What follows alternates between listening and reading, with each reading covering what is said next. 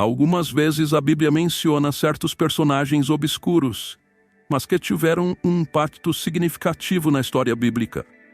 Naamã se enquadra nesta definição. Boa parte dos leitores da Bíblia nunca nem mesmo ouviram falar em seu nome. Ou se alguma vez já leram sobre ela em algum versículo bíblico, provavelmente nem se lembram mais. Naamã foi a esposa do rei Salomão e a mãe de seu filho herdeiro, Roboão. Na Bíblia, Naamã é citada brevemente apenas nas referências ao seu filho, após este suceder Salomão no trono de Israel. Portanto, biblicamente a história de Naamã realmente é um tanto desconhecida. O nome Naamã significa agradável ou prazeroso. Curiosamente, dentre todas as mulheres de Salomão, Naamã é a única que teve seu nome registrado na Bíblia. Obviamente, isso teve a ver com sua posição como rainha-mãe, mas ainda assim não deixa de ser um fato curioso, considerando o tamanho do harém de Salomão. Nós sabemos que Salomão teve centenas de mulheres, para ser mais exato, 700 esposas e 300 concubinas.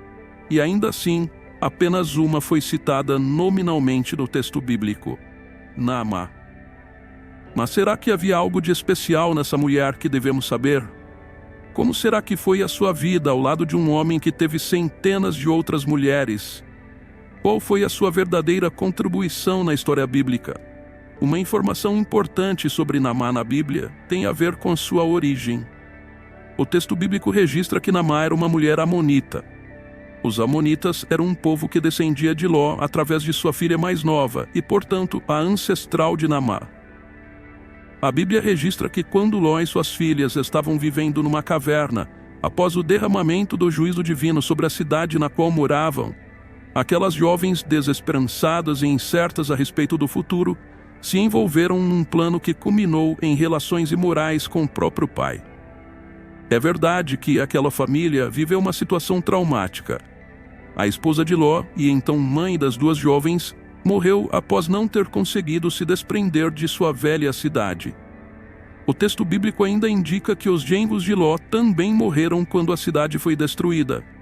E a menos que se entenda que Ló tinha outras filhas que ficaram na cidade que foi alvo do juízo divino, então esses genros deviam ser noivos das duas filhas virgens que escaparam com Ló para fora da cidade.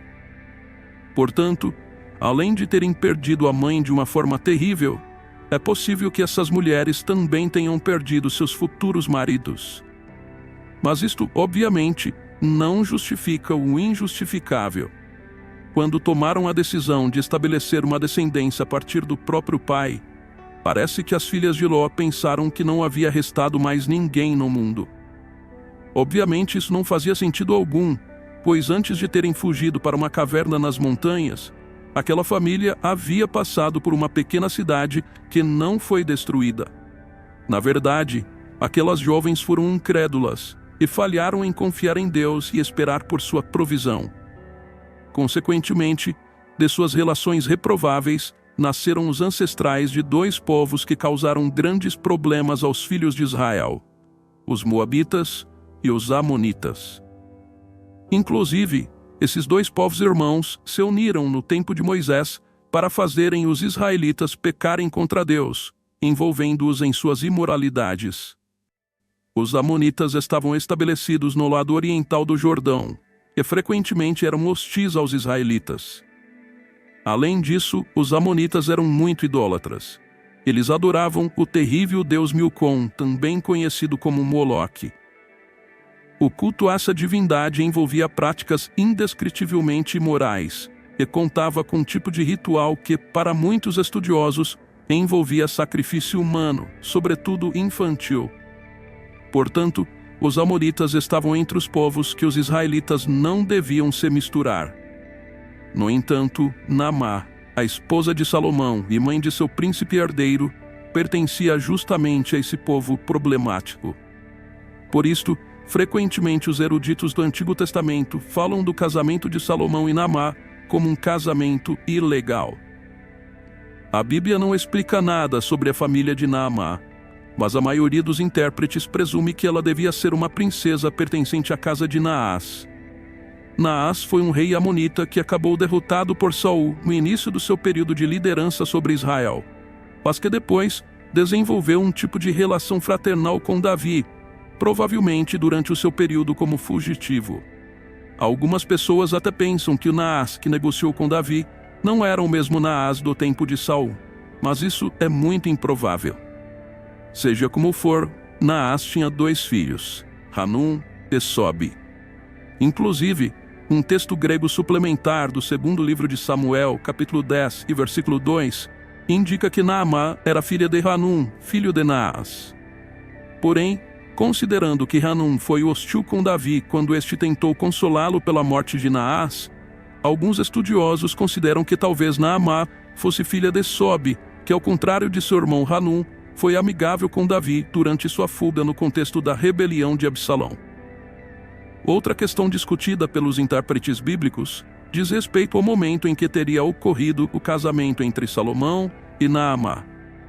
O único detalhe no texto bíblico que lança alguma luz sobre isto tem a ver com a idade de Roboão quando ascendeu ao trono de Israel. Primeiro, a Bíblia diz que Salomão reinou durante 40 anos em Jerusalém.